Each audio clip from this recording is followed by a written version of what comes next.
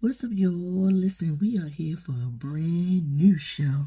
It's called,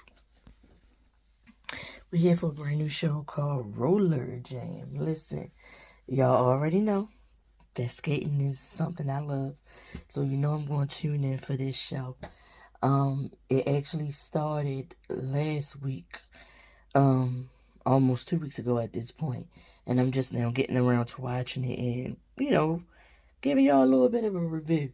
So basically, and I'm so happy, so happy that roller skating is getting put on the map like this. I really hope that this competition show, this reality competition show leads to more seasons, and hopefully it leads to roller skating becoming an Olympic event, an Olympic sport. Roller skating, not just ice skating, because I feel like the same thing they do on the ice skates you can do with roller skates on.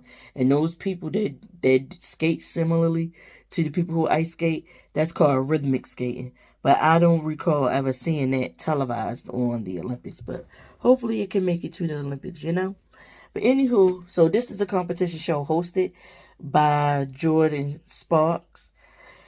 You have this guy named Terrell. He's been skating for years. He's famous for skating on Venice Beach, doing tricks and everything. He's one of the main judges. And the other main judge is Johnny Ware, the Olympic ice skater. And he's been on different competition shows and stuff like that. And then every week they'll bring in a celebrity guest judge. So this week, for week one, the judge was Pepper from Salt and Pepper. Johnny Ware, he even came out there in a pair of roller skates, I believe. Or was it Terrell that came out in roller skates and sat on the platform where the judges are? I forget. So right now you get five different skate crews in this episode, and they all do their routine. They each episode is a theme or a certain era of music. They looking for creativity and technique. That's what they getting scored on. Um the two teams that get the lowest scores, they gotta go head to head. They pick one person from their crew to go head to head battle with the person from the opposing crew. Each person skates for 20 seconds to whatever song that the judges have chosen, or whatever fits the theme for this episode, for this current episode, and that's how it works. I loved it. I will say, some of these people, I noticed some people that I follow on social media on here in different skate crews and stuff. But like one of the crews, it was the Bad Boys. Wasn't it the Bad Boys? I know them to be the Bad Boys skate crew. Was I Dance Solo and a few other people from Atlanta, right? So one of the groups, that group was Sean Christopher. He actually, y'all need to look him up. He actually skates. He helped. I know him and the lady. Her name is Cece. They choreographed Usher's Vegas residency. I believe they choreographed this past, present, and future tour, and they helped. They did the choreography for the Super Bowl, the roller skating portion. Sean, he been skating since he was a kid. He's a teacher, and I guess he's the leader of that group or whatever. Um, Go and check him out on social media, because he did a really nice video with a young lady by the name of Lazy. They recreated Michael Jackson and Janet Jackson's Scream video, but on roller skates. So it was like certain segments they was on their feet, but certain segments they was on their skates. It was so nice. So nice. It was so good. Recently he recreated another they recreated, oh my god, because I said I want to try to do the routine. It's certain parts of the routine that I feel like I can do. Damn, what song was it? Because I can see it in my mind, some of the moves they was doing. And now I can't think about it. Was it Michael Jackson again? I can't think of it. I can't think of it right now. Maybe I'll have to look it up and come back. Matter of fact, that's what I'm about to do. I knew it. It wasn't Michael Jackson. It was Janet Jackson's Rhythm Nation. He recently recreated and did some choreography to that.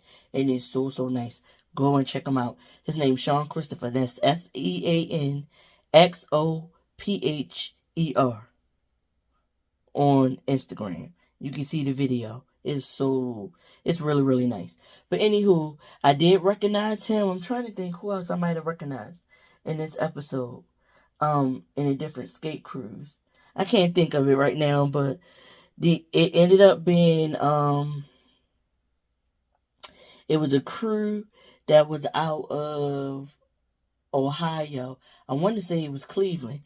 They ended up being on the bottom along with another crew. And their person that they chose, he didn't do enough. And that crew got sent home. They needed to practice more. Because even in their confessionals, they were saying that it's hard for them, like with their lives, it was hard to get together and practice and stuff like that. And so the fact that they made it to this point and is able to be on this show, they was really, grateful for it. But they ended up going home. The first episode was really, really good. It was a nice introduction into what the competition was going to be like. What I did not like about the camera work and stuff in this episode is when Sean's group was out there roller skating, you can tell that they had probably filmed them doing their routine in different segments. Like if they filmed a part and it was good, and if they probably filmed them until somebody slipped up and fell or something, they stopped the recording and then set up and then let them continue on from the moment that they fell. And then the moments when the person was falling and doing things like that, they pieced it together by giving you a view of what the judges' faces and stuff like that, and then going back to the crew. I don't like that. I want to see the routine full out. Like, don't chop up the routine. Just like when you watch a Dancing with the Stars. When you're watching that, we watch the whole routine. We don't keep looking at the judges' faces all the time. You watching the full out routine. And I feel like that's how this show should be filmed too. But other than that, like, I enjoyed it. I did. I'm so happy it's here. And I really do wish that this can propel skating even more. And this makes a turnaround for people to open up more skating rinks and, in the cities. Because I know, at least for us, the only skating rink in Baltimore City is Shake and Bake.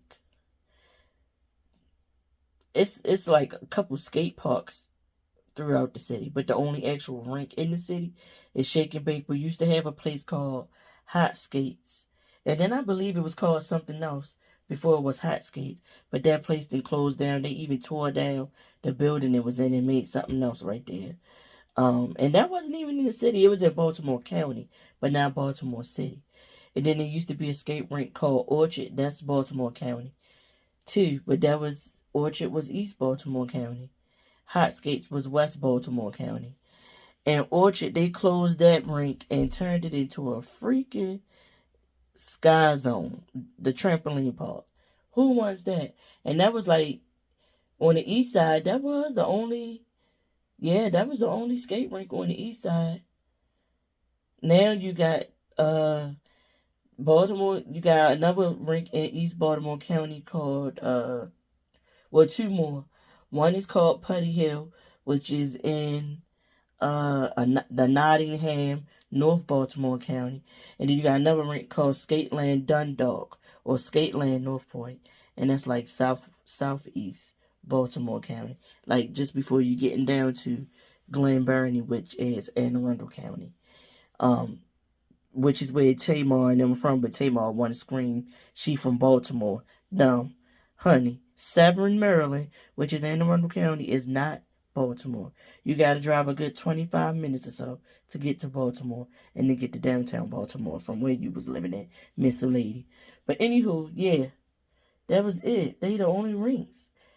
Shake and Bake is the only skating rink in the city, and that's in West Baltimore, and it's not in the best.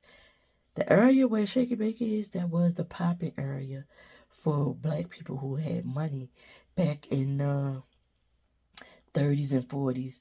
Like, you had to have money to live in that neighborhood.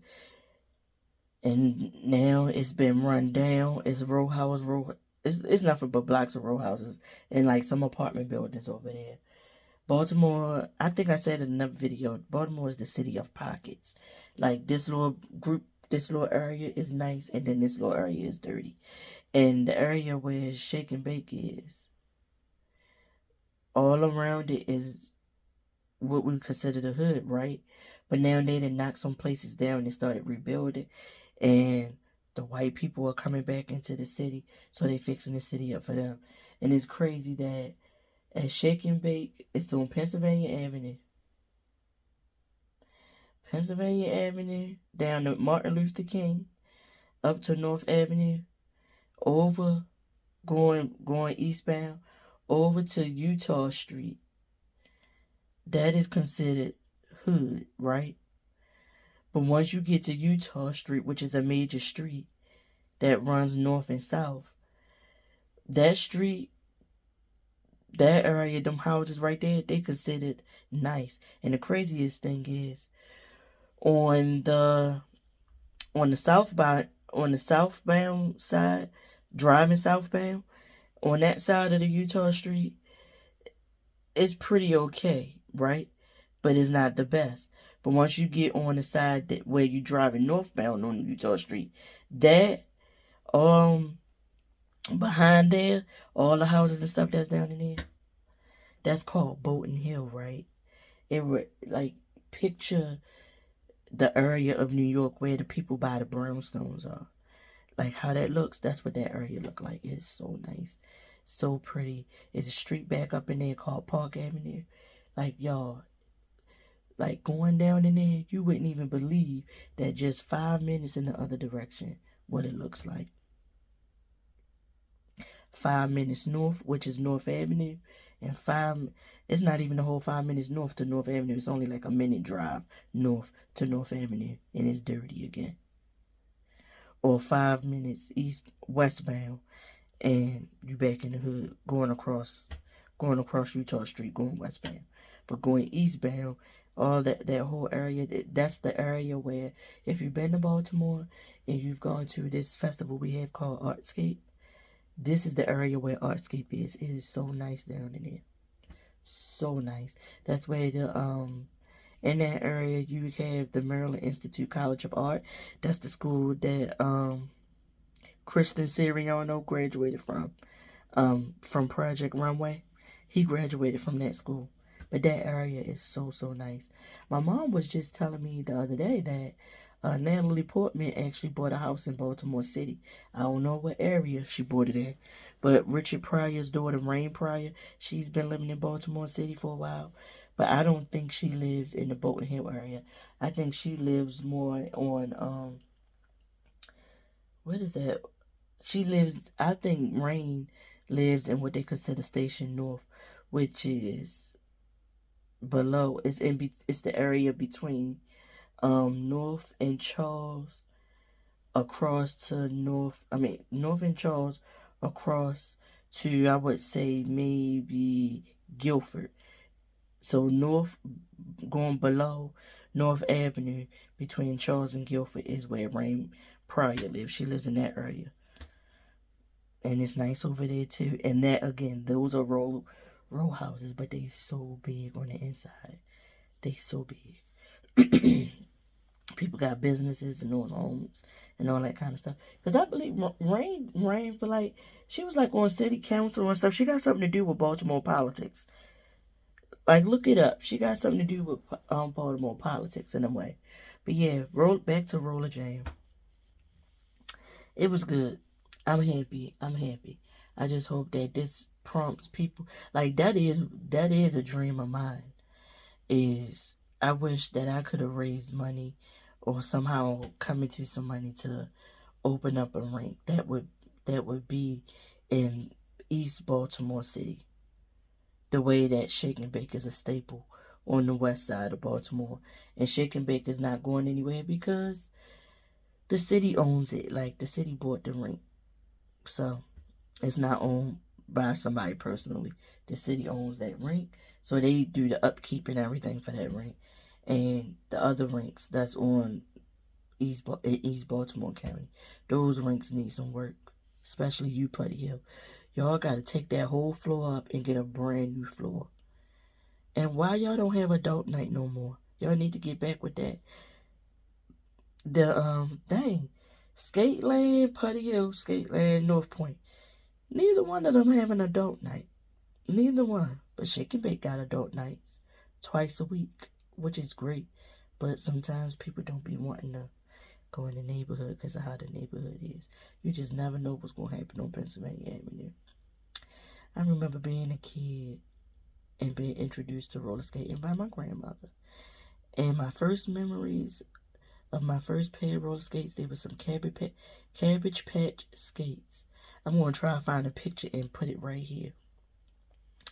And I remember being about 7, which means my sister would have been 4, and they was having some kind of parade, and my grandmother was in that parade with her skate group, and she got me in the parade with her, and I felt like we were skating forever. I remember skating down hills and everything, all in the neighborhood in the area surrounding where Shake and Bake roller skating rink is. And at a point in my life when I was that age, my grandmother actually lived directly across the street from the skating rink. So that was my pastime as a kid. My cousin would take me over there. He was like 3 years older than me. And he would take me over there. We used to go because Shake and Bake, they got a bowling rink. They got a bowling alley and a skating rink in there. He took me bowling, and my grandmother used to just pay money for us to go over there and roller skate, even while she had to go work. Like, at least we were doing something, and we wasn't in the house getting into anything or nothing happening to us. But yep, those are my earliest memories of roller skating. Man, I miss my grandmother so much. Y'all don't know. My grandmother would definitely enjoy this show. She would have been like, woo! Like, my grandmother had done like roller skating, dancing on skates, skating to different songs back in the day and stuff. My grandmother can do it all. Like, she roller skated and she danced. And again, I've said it in the past. My grandmother, even with being diagnosed with COPD and having to wear that daggone oxygen tank on her back, she was still getting out there roller skating. She'll go around the rink once, sit down, get a breath, and then get up and go around again, sit down, get a breath, go up. Like, even with dancing, she still danced, even with that daggone oxygen tank. That lady stayed active. And I wish I had that in me. But I just be lazy. I want this lazy spirit to go and have a spirit of get up and do something. Huh? Oh, thought I heard my little cousin. But alright, y'all, I'm going. I'm looking forward to the rest of the season of this show. I wonder how many more episodes we're gonna have where we just get introduced to the different teams competing. They did say we was gonna get introduced to 5 new teams in the next episode. So I'm wondering after that, is that it? It was just 10 teams.